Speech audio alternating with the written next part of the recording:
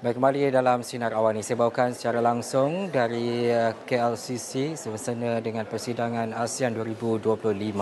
Dan sebelum kita membawa topik-topik baru terutamanya dalam perhimpunan ataupun summit ini, pastinya banyak perkara-perkara yang perlu diketengahkan, terutamanya melibatkan negara-negara ASEAN 2025, tambahan Malaysia sebagai pengerusinya. Tetapi untuk kita lihat perkara-perkara lain dalam buletin Awani ataupun Sinar Awani, kita ke laporan berikut. Kalau dah jodoh tak ke mana, itu peribahasa yang paling sesuai menggambarkan pasangan pengantin Muhammad Syaiful Nizam Yuk Mat Is yang berusia 47 tahun dan isterinya Rafiq Ahsani berusia 70 tahun.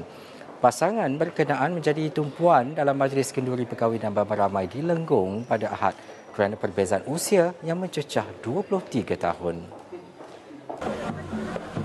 Muhammad Syaiful Nizam dan Rafiq diselambingkan serentak bersama 24 pasangan pengantin lain dalam majlis bersama pada tarikh 25 Mei 2025 yang mempunyai keunikan gabungan nombor. Rafiq berkata perkahwinan dengan Muhammad Syaiful Nizam merupakan yang ketiga baginya. Nama saya Rafiq Ahmad Sani, umur 70 tahun. Saya kahwin ni kali yang ketiga. Saya kenal dia, duduk dekat, duduk masak bagi dia makan selalu. Lepas tu, ingat ke tak nak dia. Rupanya dia ada hati kat saya. Terus mak dia mari Minang. Minang tak lama pun, kahwin 7 bulan. Berapa mas? 74. 74 raya. Itulah.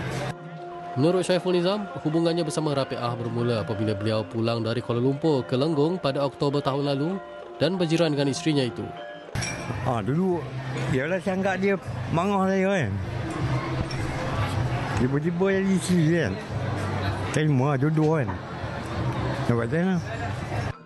Majlis kenduri kahwin beramai-ramai Parlimen Lenggong berlangsung meriah dengan kehadiran 25,000 tetamu di Dewan Kolej Kemahiran Tinggi Mara. Program tahunan itu merupakan anjuran bersama Pusat Khidmat Ahli Parlimen Lenggong, Pusat Khidmat Dewan Undangan Negeri Kota Tampan serta Majlis Pelancongan Lenggong. 1, 2, 3. Okey.